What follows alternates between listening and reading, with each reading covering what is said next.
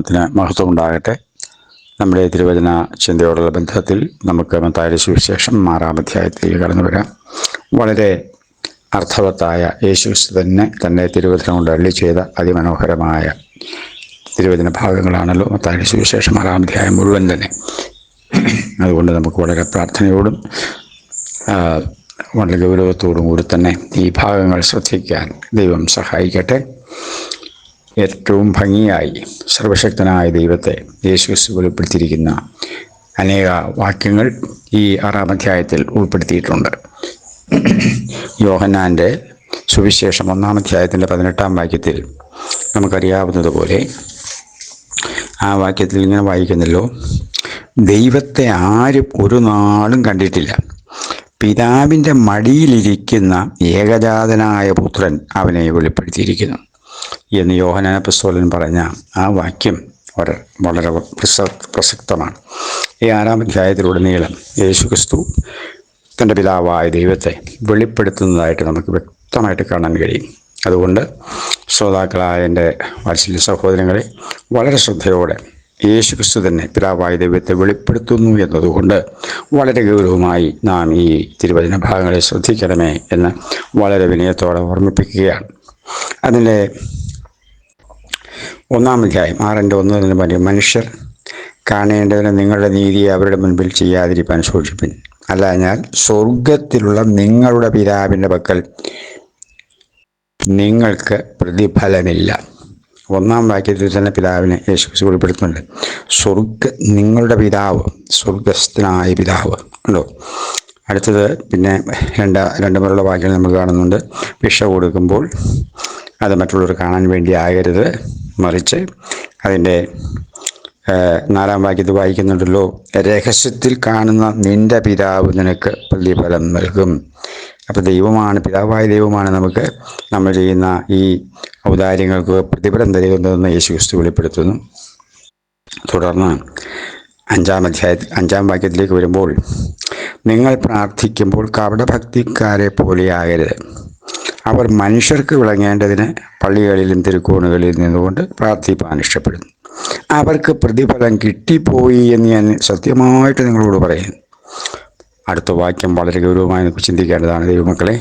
6-ാം വാക്യം, നീയോ പ്രാർത്ഥിക്കുമ്പോൾ അറയിൽ കടന്ന് വാതിലടച്ച് രഹസ്യത്തിലുള്ള നിന്റെ പിതാവിനോട് പ്രാർത്ഥിക്കുക, രഹസ്യത്തിൽ കാണുന്ന നിന്റെ പിതാവ് നിനക്ക് പ്രതിഫലം തരും. ഈ വാക്യം ഒന്ന് ശ്രദ്ധിക്കുക ദൈവമക്കളെ. ആരോടാണ് പ്രാർത്ഥിക്കേണ്ടതെന്നും ആരാണ് പ്രതിഫലം നൽകുന്നതെന്നും യേശുക്രിസ്തു തന്നെ കൃത്യമായിട്ട് പറഞ്ഞിരിക്കുന്ന വാക്യമാണല്ലോ ഈ 6-ാം വാക്യം. ഒരു വിശദീകരണവും ആവശ്യമില്ല. അടുത്ത് നമുക്ക് അതിൻ്റെ 7-ാം വാക്യം വായിക്കുമ്പോൾ, പ്രാർത്ഥിക്കയിൽ നിങ്ങൾ ജാതികളെ പോലെ കൽപ്പന ചെയ്യരുത്, അതിഭാഷണത്താൽ ഉത്തരം കിട്ടും എന്നല്ലോ അവർക്ക് തോന്നുന്നത്, അവരോട് തുല്യരാകരുത്, നിങ്ങൾക്ക് ആവശ്യമുള്ളത് ഇന്നതെന്ന് നിങ്ങൾ യാചിക്കും മുമ്പേ നിങ്ങളുടെ പിതാവ് അറിയുന്നുവല്ലോ. അപ്പോൾ അതൊന്ന് ശ്രദ്ധിച്ച് നോക്കിയ ദൈവമക്കളെ, നമ്മൾ ചോദിക്കുന്നത്, നമ്മൾ എന്താവശ്യമുണ്ടെന്ന് ദൈവത്തിന് നന്നായിട്ട് നമ്മളെക്കാളും നന്നായിട്ടറിയാം. ആ 6-ാം അധ്യായത്തിൽ തന്നെ 32-ാം വാക്യത്തിലും കർത്താവായ യേശുക്രിസ്തു ആ വാക്യം ഓർപ്പിക്കുന്നുണ്ട്. ഈ വകയൊക്കെയും ജാതികൾ അന്വേഷിക്കുന്നു, സ്വർഗസ്ഥനായ നിങ്ങളുടെ പിതാവ് ഇതൊക്കെയും നിങ്ങൾക്ക് ആവശ്യമെന്ന് അറിയുന്നുവല്ലോ എന്ന് യേശു കർത്താവ് പറഞ്ഞിരിക്കുന്ന വാക്യം കണ്ടോ. അപ്പോൾ നമ്മൾ ഒത്തിരി ഇങ്ങനെ ബഹളം കൂട്ടേണ്ട കാര്യമൊന്നുമില്ല. പൗലോസ് അപ്പോസ്തലൻ തൻ്റെ കഷ്ടതയിൽ, തൻ്റെ രോഗാനുഭവത്തിൽ 3 വട്ടമേ പ്രാർത്ഥിച്ചുള്ളൂ. അപ്പോൾ കർത്താവ് പറഞ്ഞു, ഇല്ല, നിനക്ക് എൻ്റെ കൃപ മതി, ബലഹീനതയിൽ തികഞ്ഞു വരുന്ന എൻ്റെ കൃപ മതി എന്ന് പറഞ്ഞതിന് ശേഷം പിന്നെ അത് പ്രാർത്ഥിച്ചിട്ട് പോലുമില്ല. നമ്മുടെ ആവശ്യങ്ങൾ നന്നായി നമ്മളെക്കാൾ കൂടുതൽ അറിയുന്ന ഒരു ദൈവമാണ് നമ്മുടെ ദൈവം. അതുകൊണ്ട് പ്രാർത്ഥനയുടെ രീതികൾക്ക് ഒരു മാറ്റം വരുന്നത് നല്ലതാണ് എന്ന് പറഞ്ഞ് ഞാൻ ആ ഭാഗം വിടുകയാണ്. വീണ്ടും 9-ാം വാക്യത്തിലേക്ക് വന്നാൽ, നിങ്ങൾ വേണം പ്രാർത്ഥിപ്പിനെന്ന് പറഞ്ഞ് യേശുക്രിസ്തു പ്രാർത്ഥിക്കാൻ പഠിപ്പിക്കുന്ന ഭാഗം നോക്കൂ. സ്വർഗസ്ഥനായ ഞങ്ങളുടെ പിതാവേ, നിന്റെ നാമം വിശുദ്ധീകരിക്കപ്പെടണമേ. പിതാവായ ദൈവമേ, അങ്ങയുടെ നാമം വിശുദ്ധീകരിക്കപ്പെടണമേ എന്നാണ് പറയുന്നത്. നിന്റെ രാജ്യം വരണമേ. ഈ ഭാഗം ചിന്തിക്കുമ്പോൾ നമുക്കറിയാം, പൗരോഹിത്യ സഭകളൊക്കെ ഈ പ്രാർത്ഥിക്കുകയും ആളുകളെ പ്രോത്സാഹിപ്പിക്കുകയും പ്രാർത്ഥിക്കാൻ പ്രോത്സാഹിപ്പിക്കുകയും ചെയ്യുന്നതായിട്ട് നമുക്കറിയാം. എന്നാൽ പ്രൊട്ടസ്റ്റൻ്റ് സഭകൾ ഈ പ്രാർത്ഥനാ രീതി അവലംബിക്കാറില്ല എന്നാണ് എനിക്ക് തോന്നുന്നത്. അത് ഈ പ്രാർത്ഥന ചൊല്ലുന്നതിനോട് എനിക്ക് യോജിപ്പില്ല. ചൊല്ലുകയല്ല വേണ്ടത്, പ്രാർത്ഥിക്കുകയാണ് വേണ്ടത്.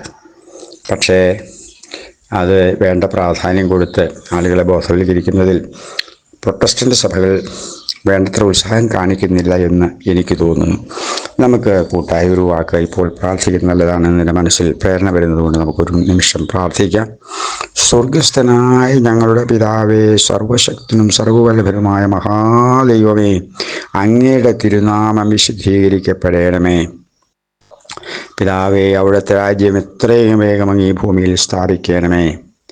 അതിനടയാളം എന്നുള്ള അങ്ങയുടെ പുത്രൻ എത്രയും വേഗം ഈ കർത്താവിൻ്റെ സഭയെ ചേർക്കുവാൻ വരികയും തദനന്തരം വെളിപ്പാട് പുസ്തകത്തിൽ ഞങ്ങൾ വായിക്കുന്നത് പോലെ പുതിയ ആകാശവും പുതിയ ഭൂമിയും സ്ഥാപിച്ച് അങ്ങയുടെ രാജ്യം വരേണ്ടതിനായി പരിശുദ്ധ പിതാവേ, ഞങ്ങൾ ഒരുമിച്ച് സ്തോത്രം ചെയ്ത് പ്രാർത്ഥിക്കുന്നു. അതുവരെ ഞങ്ങൾക്ക് ആവശ്യമുള്ള അതാത് നന്മകൾ അതാത് തലങ്ങളിൽ തന്ന് ഞങ്ങളെ ജയോത്സവമായി നടത്തണമേ എന്നും ദൈവത്തോട് ഞങ്ങൾ പ്രാർത്ഥിക്കുന്നു പിതാവേ. അതുപോലെ ഞങ്ങൾ മറ്റുള്ളവരോട് ക്ഷമിക്കുവാൻ, അങ്ങ് ആഗ്രഹിക്കുന്ന അളവിൽ ക്ഷമിക്കുവാൻ ഞങ്ങൾക്ക് കൃപ നൽകണമേ. അവിടെ ഞങ്ങളോട് ക്ഷമിച്ചതുപോലെ തന്നെ മറ്റുള്ളവരോട് ക്ഷമിപ്പാനും ഞങ്ങളെയും പഠിപ്പിക്കണമേ. അതേ പിതാവേ, പ്രലോഭനങ്ങളിൽ അകപ്പെടാതെ ഞങ്ങളെ ദയാപൂർവം കാത്തുകൊള്ളണമേ. ദുഷ്ടന്റെ തന്ത്രങ്ങളിൽ നിന്നും കെണികളിൽ നിന്നും കാരുണ്യ പോലും ഞങ്ങളെ കാത്തുകൊള്ളണമേ. എന്തെന്നാൽ രാജ്യവും ശക്തിയും മഹത്വവും എന്നേക്കും പിതാവേ അങ്ങയുടേതാകുന്നുവല്ലോ. ഹല്ലേലൂയ. പരിശുദ്ധ പിതാവേ, ഞങ്ങൾ അറിവുകളോർക്കാതെ ഈ യാചന യേശുക്രിസ്തുവിന്റെ നാമത്തിൽ കൈക്കൊണ്ട് ഞങ്ങൾക്ക് മറുപടി നൽകണമേ. ആമേൻ, ആമേൻ, ആമേൻ.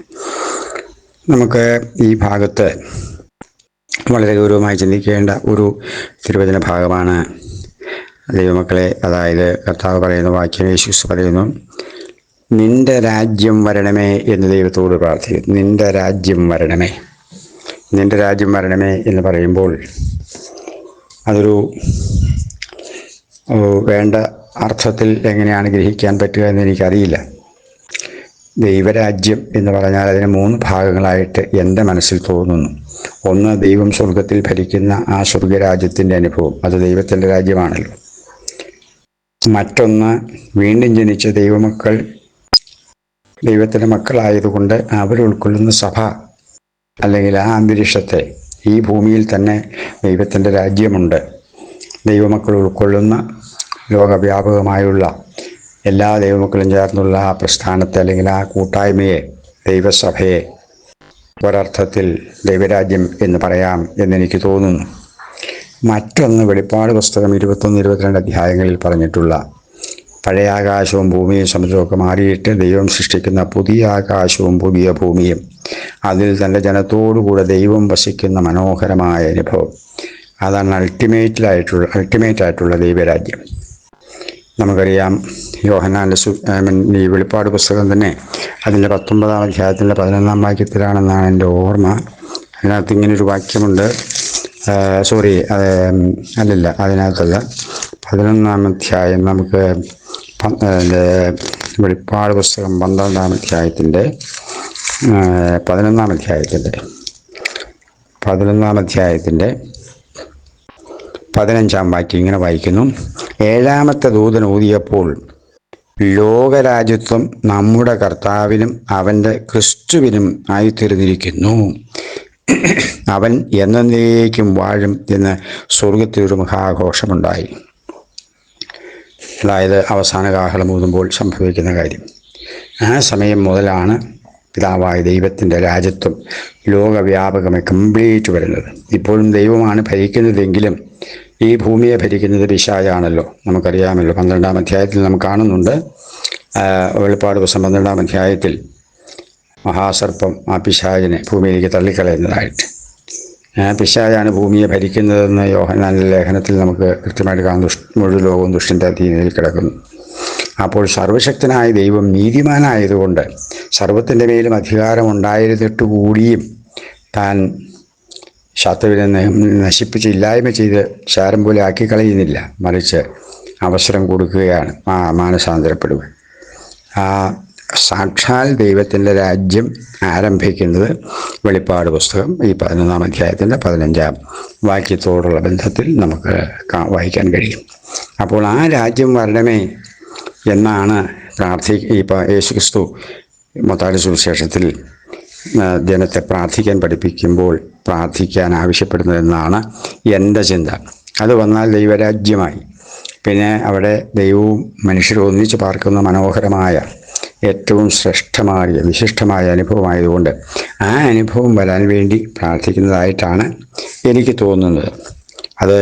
അതിനൊരു തോന്നലായിട്ട് മാത്രം കണക്ക് കൂട്ടിയാൽ മതി. അതങ്ങനെ തന്നെയാണ് എന്ന് കൃത്യതയോടെ തെളിയിക്കാൻ എനിക്ക് തിരുവചനങ്ങൾ ഞാൻ പറഞ്ഞതിൽ കൂടുതൽ എനിക്ക് വാക്യങ്ങളില്ലാത്തത് കൊണ്ട് അത് തോന്നലായിട്ട് മാത്രം കണക്ക് കൂട്ടിയാൽ മതി. പിന്നെ നമുക്കറിയാം, കർത്താവ് മറ്റൊരു കാര്യം യേശുക്രിസ്തു പ്രാർത്ഥനയിൽ പഠിപ്പിക്കുന്നത്, നിന്റെ ഇഷ്ടം സ്വർഗത്തിലെ പോലെ ഭൂമിയിലും ആകണമേ, ഞങ്ങൾക്ക് ആവശ്യമുള്ള ആഹാരം ഇന്ന് തരണമേ, നമ്മുടെ ദൈനംദിന ആവശ്യങ്ങൾക്ക് ആവശ്യമുള്ള നന്മകൾ ദൈവം തരണമേ എന്നപേക്ഷിക്കുന്നു. അതുപോലെ ഞങ്ങളുടെ കടക്കാരോട് ഞങ്ങൾ ക്ഷമിക്കുന്നത് പോലെ, അതായത് ദൈവം നമ്മുടെ പാപങ്ങളെ നമ്മളോട് ക്ഷമിക്കുന്നത് പോലെ മറ്റുള്ളവരോടും ക്ഷമിക്കാൻ കൃപ നൽകണമേ എന്ന് ദൈവത്തോട് പ്രാർത്ഥിക്കുന്ന പ്രാർത്ഥന. പിന്നെ പരീക്ഷയിൽ അകപ്പെടുത്തരുതേ, അതായത് പ്രലോഭനങ്ങളിൽ അകപ്പെടാതെ നമ്മൾ സൂക്ഷിക്കണമേ എന്ന് ദൈവത്തോട് യാചിക്കുന്നു. ദുഷ്ടനായ പിശാച് നമ്മളെ നശിപ്പിക്കാതിരിപ്പാൻ, കഷ്ടപ്പെടുത്താതിരിപ്പാൻ ദൈവം കൃപ നൽകണമേ എന്നുള്ള പ്രാർത്ഥനയും നമുക്കിതിനകത്ത് കാണാം.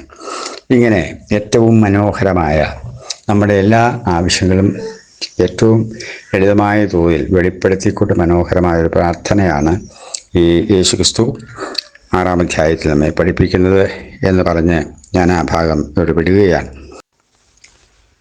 അപ്പോൾ തന്നെ ഈ ഭാഗത്ത് അതിൻ്റെ 15-ാം വാക്യം നമ്മളിങ്ങനെ വായിക്കുന്നല്ലോ, നിങ്ങൾ മനുഷ്യരോട് പിഴകളെ ക്ഷമിക്കാഞ്ഞാലോ നിങ്ങളുടെ പിതാവ് നിങ്ങളുടെ പിഴകളെയും ക്ഷമിക്കയില്ല. ആ വാക്യം ഒന്ന് ശ്രദ്ധിച്ചു നോക്കൂ ദൈവമക്കളെ. നിങ്ങൾ മനുഷ്യരോട് പിഴകളെ ക്ഷമിക്കാഞ്ഞാലോ നിങ്ങളുടെ പിതാവ് നിങ്ങളുടെ പിഴകളെയും ക്ഷമിക്കയില്ല. ഇതിനോടുള്ള ബന്ധത്തിൽ മർക്കോസിൻ്റെ സുവിശേഷം 11-ാം അധ്യായത്തിൽ 25-ാം വാക്യം ഒന്ന് വായിച്ചാൽ വളരെ അർത്ഥവത്തായ ഒരു ചിന്ത തന്നെ നമുക്ക് കാണാൻ കഴിയും. മർക്കോസിൻ്റെ സുവിശേഷം 11-ാം അധ്യായത്തിൻ്റെ വാക്യം നമുക്കൊന്ന് വായിക്കാം. അതിൻ്റെ 25-ാം വാക്യം, നിങ്ങൾ പ്രാർത്ഥിക്കാൻ നിൽക്കുമ്പോൾ സ്വർഗസ്ഥനായ നിങ്ങളുടെ പിതാവ് നിങ്ങളുടെ പിഴകളെയും ക്ഷമിക്കേണ്ടതിന് നിങ്ങൾക്ക് ആരോടെങ്കിലും വല്ലതുമുണ്ടെങ്കിൽ അവനോട് ക്ഷമിപ്പിൻ. നിങ്ങൾ ക്ഷമിക്കാഞ്ഞാലോ സ്വർഗസ്ഥനായ നിങ്ങളുടെ പിതാവ് നിങ്ങളുടെ പിഴകളെയും ക്ഷമിക്കയില്ല. ഈ 25-26 വാക്യങ്ങൾ ഒരു കാര്യം അസന്നിഗ്ധമായി നമ്മെ ഓർമ്മിപ്പിക്കുന്നത്, പലപ്പോഴും നമ്മുടെ പ്രാർത്ഥനകൾക്ക് മറുപടി ലഭിക്കാത്തതിൻ്റെ കാരണം ഈ 2 വാക്യങ്ങളുണ്ടെന്നാണ് എൻ്റെ ചിന്ത. മറ്റുള്ളവരോട് ക്ഷമിക്കാതെ കൊണ്ട് നമ്മൾ ഇങ്ങനെയൊക്കെ പ്രാർത്ഥിച്ചാൽ ദൈവം നമ്മുടെ പ്രാർത്ഥനകൾക്ക് വേണ്ട മറുപടി നൽകുമോ എന്നെനിക്ക് സംശയമുണ്ട്. അതുകൊണ്ട് എൻ്റെ വിനീതമായ അഭിപ്രായം, നാം നിൽക്കുന്നതിന് മുൻപേ മറ്റു ആരോടെങ്കിലും നമുക്ക് കയ്പോ വിഷമമോ വേദനയോ നിമിഷങ്ങളൊക്കെ ഉണ്ടെങ്കിൽ മനഃപൂർവ്വമായ അവരോട് ക്ഷമിപ്പാനും നമ്മൾ വഴി അവരെ വേദനിപ്പിച്ചെങ്കിൽ അവരോട് ക്ഷമ ചോദിക്കാനൊക്കെയുള്ള മനസ്സ് കാണിച്ച് ക്രമീകരണം വരുത്തിയ ശേഷം വേണം നമ്മുടെ ക്രൈസ്തവ ജീവിതത്തിൽ മുന്നോട്ട് പോകാൻ. അങ്ങനെ വന്നാൽ നമ്മുടെ പ്രാർത്ഥനകൾക്ക് ദൈവം മറുപടി നൽകും എന്ന് തന്നെയാണ് എൻ്റെ വിശ്വാസം. തുടർന്ന് കർത്താവായ യേശുക്രിസ്തു ഉപവാസത്തെപ്പറ്റി ഉള്ള നിർദ്ദേശം നൽകുന്നുണ്ടല്ലോ. അതിൽ 17-ാം വാക്യം നമ്മൾ വായിക്കുമ്പോൾ, നീയോ ഉപവസിക്കുമ്പോൾ നിന്റെ ഉപവാസം മനുഷ്യർക്കല്ല രഹസ്യത്തിലുള്ള നിന്റെ പിതാവിന് വിളങ്ങേണ്ടതിന്. ആ പദം ഞാനത് മാത്രമേ ഉദ്ദേശിക്കുന്നുള്ളൂ. അതുപോലെ 18-ാം വാക്യത്തിലും രഹസ്യത്തിൽ കാണുന്ന നിന്റെ പിതാവ്. ഇവിടെയൊക്കെ യേശുക്രിസ്തു തൻ്റെ പിതാവിനെ വെളിപ്പെടുത്തുന്ന വാക്യങ്ങൾ ദൈവജനം ശ്രദ്ധിക്കണമേ എന്ന് പറഞ്ഞ് ഞാൻ ആ ഭാഗം ഇവിടെ വിടുകയാണ്. അടുത്തതായിട്ട് നമുക്ക് 19-ാം വാക്യത്തിലേക്ക് വന്നാൽ, പുഴുവും തുരുമ്പും കെടുക്കുകയും കള്ളന്മാർ തുറന്ന് മോഷ്ടിക്കുകയും ചെയ്യുന്ന ഈ ഭൂമിയിൽ നിങ്ങൾ നിക്ഷേപം സ്വരൂപിക്കരുത്. പുഴുവും തുരുമ്പും കെടുക്കാതെയും കള്ളന്മാർ തുറന്ന് മോഷ്ടിക്കാതെയും ഇരിക്കുന്ന സ്വർഗത്തിൽ നിക്ഷേപം സ്വരൂപിച്ചുകൊള്ളുവിൻ.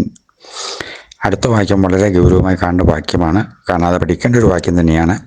നിന്റെ നിക്ഷേപമുള്ളയിടത്ത് നിന്റെ ഹൃദയവും ഇരിക്കും. ആ വാക്യം പ്രത്യേകിച്ച് വിശദീകരണം ആവശ്യമില്ലല്ലോ ദൈവമക്കളെ. ദൗർഭാഗ്യവശാൽ ഇന്ന് ക്രിസ്തീയ ഗോളത്തിൽ ലോകത്തോട് അനുഭവപ്പെട്ടു പോകുന്ന ഒത്തിരി കാര്യങ്ങൾ നാം കാണുന്നു, കേൾക്കുന്നു. എന്തു പറയാൻ എനിക്കറിയില്ല. നാം ദൈവമക്കളെങ്കിൽ ലോകത്തോട് അനുഭവപ്പെടരുത് എന്ന് വചനത്തിലൂടെ കൃത്യമായി പറയുന്നുണ്ട്. റോമാലേഖനത്തിൽ വളരെ കൃത്യമായി അപ്പസ്തലൻ നമ്മെ ഓർമ്മിപ്പിക്കുന്ന വാക്യം നമുക്കറിയാമല്ലോ. ഈ ലോകത്തിന് അനുഭവമാകാതെ നന്മയും പ്രസാദവും പൂർണ്ണതയുമുള്ള തിരുഹിതം തിരിച്ചറിഞ്ഞ് മനസ്സ് പുതുക്കി രൂപാന്തരപ്പെടുവാൻ അപ്പസ്തലൻ ആത്മാവിൽ ദൈവജനത്തെ ഉദ്ബോധിപ്പിക്കുന്നത് റോമാനിൽ നമുക്ക് വായിക്കാൻ കഴിയുമല്ലോ. ദൗർഭാഗ്യവശാൽ ഇന്ന് ലോക മൂടികളിൽ, ലോകധാടികളിലൊക്കെ ലോകമനുഷ്യരെ പോലെ അതിലും മോശമായി അവതരിക്കുന്ന അല്ലെങ്കിൽ വെളിപ്പെടുത്തുന്ന ഒത്തിരി സംഭവങ്ങൾ കാണുന്നുണ്ട്. വിശേഷാൽ പ്രൊട്ടസ്റ്റന്റ് വിഭാഗങ്ങളിൽ, വിശേഷ പെന്തിക്കോസ്ത് കോളത്തിൽ തന്നെ വിവാഹാഘോഷം ശ്രദ്ധിച്ചാൽ ഇത് കൃത്യമായിട്ട് കാണാം. പരമദയനീയമെന്നല്ലാതെ എന്തു പറയേണ്ടു. ഈ കഴിഞ്ഞ ദിവസം തൃശ്ശൂരിൽ വെച്ചൊരു വിവാഹം നടക്കുകയുണ്ടായി. ഞാനതിൻ്റെ ലൈവ് കാണാനിടയായി. അതിമനോഹരമായൊരു ശുശ്രൂഷ. ആ വിവാഹ ശുശ്രൂഷ നടത്തിയ കർത്താവിൻ്റെ ദാസൻ, അദ്ദേഹം ഒരു ഡോക്ടറാണ്. ഏകദേശം ഒരു 15 മിനിറ്റിൽ താഴെ മാത്രമേ അദ്ദേഹം ആകെ ശുശ്രൂഷയ്ക്ക് സമയമെടുത്തുള്ളൂ. അത്യാവശ്യം പറയേണ്ട കാര്യങ്ങൾ പറഞ്ഞ് വളരെ മധുരമനോഹരമായി ഒരു ആത്മീയ ചൈതന്യത്തോടെ, ആത്മനിറവോടെ ആ ശുശ്രൂഷ നടത്തിയത് കണ്ടപ്പോൾ ഞാൻ അന്തം വിട്ടുപോയി. ഞാൻ ആദ്യമായിട്ടാണ് അത്ര മനോഹരമായൊരു ശുശ്രൂഷ കാണുന്നത്. വേദി കിട്ടുമ്പോൾ അത് മുതലാക്കാൻ വേണ്ടി വെപ്രാളപ്പെടുന്ന അനേക വേദപണ്ഡിതന്മാരുടെ നടുവിൽ ഇത് ഒറ്റപ്പെട്ട സംഭവമായി എനിക്ക് തോന്നി. സത്യത്തിൽ വിവാഹ ശുശ്രൂഷ വധുവിൻ്റെ വേഷം കാണുമ്പോൾ തന്നെ സങ്കടം തോന്നും. അവരുടെ ശരീരം പ്രദർശിപ്പിക്കണമെങ്കിൽ ഈ വേഷം കാട്ടണോ? ഇക്കാര്യത്തിൽ പൗരോഹിത്യ സഭകൾ എത്രയോ മനോഹരമായിട്ടാണ് അവരുടെ ആത്മീയ ശുശ്രൂഷകൾ നടത്തുന്നത്. വിവാഹവേദിയിൽ ഇത്തരം കോമാളിത്തങ്ങൾ കാണിക്കാൻ അവരനുവദിക്കില്ല. പള്ളിയകത്ത് എന്താ പറയുക, ഈ ക്യാമറാമാൻ്റെ അഭ്യാസ പ്രകടനം നടത്താൻ അതിൻ്റെ അധികാരികൾ സമ്മതിക്കില്ല. അത്യാവശ്യം ഫോട്ടോ എടുക്കാൻ സമ്മതിക്കുമെന്നല്ലാതെ അതും അതിന് പരിമിതികളുണ്ട്. പക്ഷേ പ്രൊട്ടസ്റ്റന്റ് സഭകളിൽ ക്യാമറാമാനാണ് അതിൻ്റെ വിവാഹ ശുശ്രൂഷ ചുക്കാൻ പിടിക്കുന്നതെന്ന് വേണമെങ്കിൽ പറയാം. അവർ ചെരിഞ്ഞിരിക്കാൻ പറഞ്ഞാൽ ചെരിഞ്ഞിരിക്കും, കിടക്കാൻ മാത്രമല്ല, സൗകര്യമില്ലാത്തതുകൊണ്ട് കിടക്കാൻ പറയുന്നില്ലെന്നേ ഉള്ളൂ. ബാക്കിയെല്ലാം അവരുടെ നിയന്ത്രണത്തിലാണ്. ഒരു ആത്മീയ ശുശ്രൂഷയല്ലേ, അവരെ അലങ്കോലപ്പെടുത്തുന്ന ഇത്തരം അഭ്യാസങ്ങൾക്ക് അവസരം കൊടുക്കുന്നത് തന്നെ പൈശാചികമല്ലേ? പാട്ടെന്ന് പറഞ്ഞാൽ ചെവി പൊട്ടുന്ന പാട്ട്. എന്തിനാ ഈ വേഷം കേട്ട് നാം പോകുന്നത്? എനിക്ക് മനസ്സിലാകുന്നില്ല. ഒരു 3-4 പാട്ട്, അതും ലളിതമായ ഗാനങ്ങൾ ആലപിച്ച ആത്മീയ അർത്ഥമുള്ള, ആത്മീയ ചൈതന്യം വരുന്ന പാട്ടുകൾ പാടിയപ്പോലെ എന്തെല്ലാം വേഷം കെട്ടാൻ നടത്തുന്നത്. അനുമോദന പ്രസംഗങ്ങൾ, ആശംസാ പ്രസംഗങ്ങൾ, എന്തെല്ലാം പരിചയപ്പെടുത്തലുകൾ, എന്തെല്ലാം വേഷങ്ങളാണ്. ഇതൊന്നും പൗരോഹിത്യ സഭാ ശുശ്രൂഷകളിൽ വിവാഹത്തോടുള്ള ബന്ധത്തിൽ നടക്കാൻ അവർ സമ്മതിക്കില്ല. അതൊക്കെ പള്ളിക്ക് പുറത്ത് ശുശ്രൂഷാമണ്ഡല ആത്മീയ ശുശ്രൂഷകളുടെ ബന്ധത്തിൽ ഇത്തരം കോമാളിത്തങ്ങൾ കാണിക്കാൻ അവർ സമ്മതിക്കില്ല. പക്ഷേ ദൈവത്തോട് ഏറ്റവും അടുത്തിരിക്കുന്നതെന്ന് അവകാശപ്പെടുന്ന പ്രൊട്ടസ്റ്റന്റ് വിഭാഗം നടത്തുന്ന ആഭാസങ്ങൾ കണ്ടാൽ മൂക്കുത്ത് വിരൽ വയ്ക്കാനല്ലാതെ എന്ത് ചെയ്യാൻ പറ്റും? ബോധമുള്ളവരെങ്കിലും ചിന്തിക്കട്ടെ. നമ്മുടെ ഷോ കാണിക്കേണ്ട വേദിയല്ലല്ലോ ആത്മീയ തലങ്ങൾ, ആത്മീയ ശുശ്രൂഷകൾ.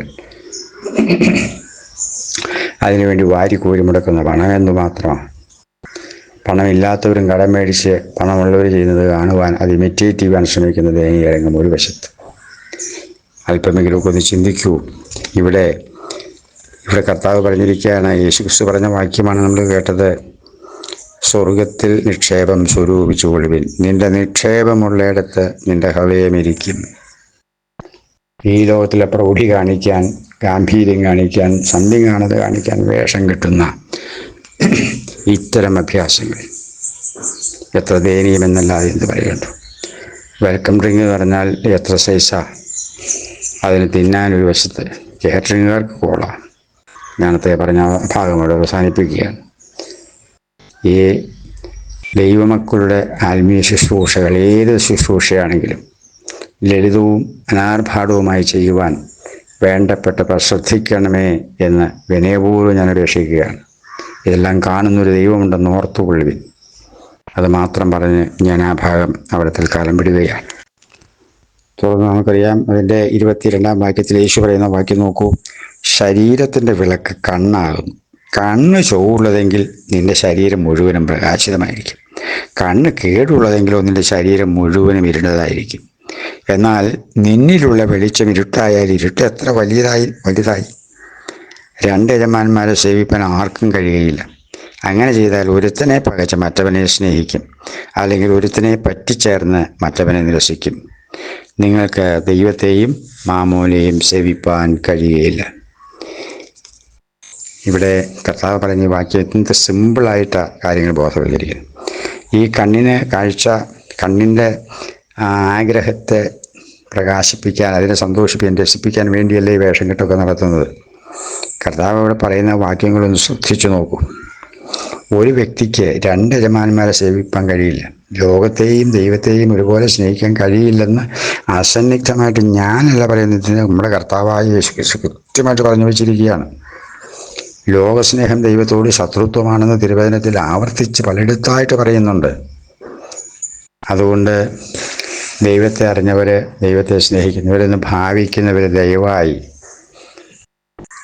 ഏത് ആത്മീയ ശുശ്രൂഷയിലും അതിൻ്റെ ലാളിത്യത്തിനും ആത്മീയ ചൈതന്യത്തിനും മുൻതൂക്കം കൊടുത്ത് അതിൻ്റെ കാര്യങ്ങൾ ഉത്തരവാദിത്വത്തോടെ ചെയ്യണമേ എന്ന് വിനയത്തോടെ ഓർമ്മിപ്പിക്കുകയാണ്. ലോകമനുഷ്യർ കാണിക്കുന്നത് പോലെ ധാടിയും മോടിയും കാണിക്കാനും മറ്റുള്ളവരെ വശീകരിക്കാനും ഒക്കെ ചെയ്യുന്ന വേഷം കെട്ടലുകൾ ദൈവമക്കൾക്ക് യോഗ്യമല്ലേ അല്ല. അത് പൈശാചികമാണ്, മനുഷ്യനെ ചതിക്കുന്നതാണ്. കർത്താവ് പറഞ്ഞിരിക്കുകയാണ് ഇവിടെ 2 യജമാനന്മാരെ ഒരാൾക്ക് സേവിക്കാം. ഒന്നിൽ ദൈവത്തെ സ്നേഹിക്കണം, അല്ലെങ്കിൽ മാമോനെ സ്നേഹിക്കണം എന്ന് പറഞ്ഞാൽ ലോകത്തെയും ദൈവത്തെയും ഒരുപോലെ സ്നേഹിച്ച് ഒരു വ്യക്തിക്കും പോകാൻ പറ്റുകയില്ല. അതുകൊണ്ട് ലോകത്തോടുള്ള സ്നേഹം ദൈവത്തോട് ശത്രുത്വം, അല്ലെങ്കിൽ ദൈവത്തോടുള്ള സ്നേഹം ലോകത്തോട് ശത്രുത്വം എന്ന സത്യത്തെ ദൈവമക്കൾ ഉൾക്കൊണ്ട് നമ്മുടെ ദൈനംദിന ജീവിതത്തിൽ ഒരു മാറ്റം ആവശ്യമെങ്കിൽ ഈ നാളുകളിൽ അതിനുറച്ച തീരുമാനമെടുത്ത് ദൈവത്തോട് പറ്റിയിരിക്കാൻ നമുക്ക് ശ്രമിക്കാം. അതിന് ദൈവത്തിൻ്റെ പരിശുദ്ധാത്മ നമ്മെ പ്രാപ്തരാക്കട്ടെ, ശക്തരാക്കട്ടെ. ഇവിടെ നമ്മൾ ഈ തിരുവചന ഭാഗത്തിലൊക്കെ യേശു ക്രിസ്തു തൻ്റെ പിതാവായ ദൈവത്തിൻ്റെ മഹത്വം വെളിപ്പെടുത്തുന്ന ഓരോ വാക്കുകൾ നമ്മൾ ശ്രദ്ധിക്കുകയുണ്ടായല്ലോ ദൈവമക്കളെ. സർവാരാധ്യനായ, സർവശക്തനായ, സർവബലഭനായ, മഹോന്നതനായ ഏക സത്യ ദൈവം മാത്രം ആരാധനയ്ക്ക് യോഗ്യൻ. ആ ദൈവത്തെ വെളിപ്പെടുത്തുന്ന യേശു ക്രിസ്തുവിൻ്റെ തിരുവചനങ്ങൾ എത്ര ഗൗരവമായി ദൈവജനം കാണേണ്ടതാണ്. ഇത് മറ്റാരും പറഞ്ഞതല്ലോ, സാക്ഷാൽ നമ്മുടെ രക്ഷിതാവായ യേശു ക്രിസ്തു പിതാവിനെ യോഹന്നാനിലെ സുവിശേഷത്തിൽ പറഞ്ഞിരിക്കുന്ന പോലെ വെളിപ്പെടുത്തിയിരിക്കുകയാണ്. ആ വെളിപ്പെടുത്തൽ മനസ്സിലാക്കി ആ സത്യദൈവത്തെ അറിഞ്ഞ് സ്നേഹിച്ച് ദൈവേഷം ചെയ്യുവാൻ നമുക്ക് നമ്മെ തന്നെ ഏൽപ്പിക്കാം. ശ്രോതാക്കളെ ഏവരെയും ദൈവം അനുഗ്രഹിക്കട്ടെ. ഈ ഭാഗം ഞാനിവിടെ അവസാനിപ്പിക്കുന്നു. നമുക്ക് അടുത്ത ഭാഗത്തിൽ ഇതിന് തുടർമാനമായ മറ്റു ചിന്തകളിലേക്ക് കടക്കാൻ ദൈവം സഹായിക്കട്ടെ എന്ന് ആശംസിച്ചുകൊണ്ട് ഇവിടെ ഉപസംഹരിക്കുന്നു. ഹല്ലേലൂയ. ആമേൻ, ആമേൻ, ആമേൻ.